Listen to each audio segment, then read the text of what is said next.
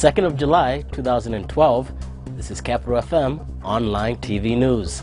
In the headlines, victims of Garissa attacks admitted to Kenyatta National Hospital. Government to beef up security in all churches. Rescued foreign aid workers arrive in Nairobi. And Commission of Inquiry for Helicopter Crash sets date for first meeting. Good evening, I'm Charles Gishane. 7 patients admitted to the Kenyatta National Hospital following Sunday's attacks in Garissa are recuperating well. Chief Executive Officer Richard Lesiampe says 2 of the patients suffered serious head injuries and were to undergo operation. Another duo suffered multiple fractures in the femur and lower limbs. 2 others escaped with multiple body injuries in the chest and torso, and 1 had abdominal injuries. The gun and grenade attacks at the African Inland Church and Catholic Church in Garissa town left at least 17 people dead and more than 60 others wounded.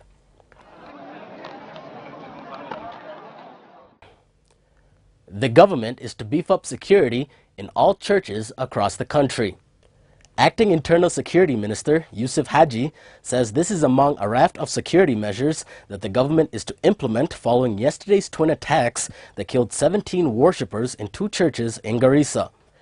Kenya has suffered a spate of gun, grenade and bomb attacks since sending troops into southern Somalia last October to target al-Shabaab rebels fighting to overthrow the government. However, the well-organized and coordinated attacks appear to mark a scaling up from previous smaller attacks. The attacks in Garissa were the deadliest since an al-Qaeda-claimed bombing of a hotel in Mombasa in 2002, in which 18 people died. Observers fear that insurgents could copy tactics used in Nigeria, which has suffered a string of almost weekly attacks on church services in recent months in which dozens have been killed.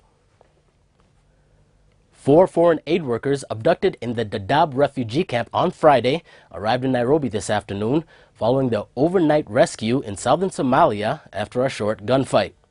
The group's team leader, Horat Sadose, made a brief statement to journalists at the Wilson Airport expressing their joy at being back.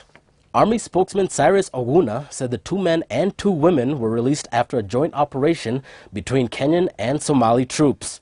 He says 1 of the kidnappers was killed and 3 others arrested. We are happy, we are back, we are alive, and we are happy this has ended. No more comments. Thank you very much. Thank you. Kurat. She's Kurat and she's the leader of the group. And finally, the Commission of Inquiry into the recent helicopter crash that killed 6 Kenyans is to hold its first formal session on July 16th.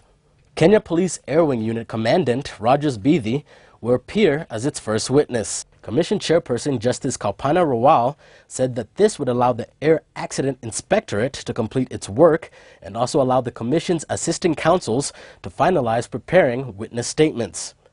At the same time, Saitati's family wants Bithi to furnish the Commission with records of procurement of the ill-fated chopper and the recruitment procedure for the training in South Africa on handling the Eurocopter helicopter. Justice Rawal announced that the clearance of the wreckage from the Kibiku forest will be done on Wednesday and not Tuesday as earlier planned, adding that the container holding the wreckage will be stored at the Kenya Police Air Wing facility at the Wilson Airport. The Rawal-led team was this morning sworn in by Chief Justice Willie Mutunga and held its initial sitting at the KICC, where the Attorney General Githu Muigai announced James Warui, Charles Mutinda, and Faith Irari as the assisting counsels to the Commission. So help me God. And that does it for our top stories of the day. Thank you for joining us. I'm Charles Gishane.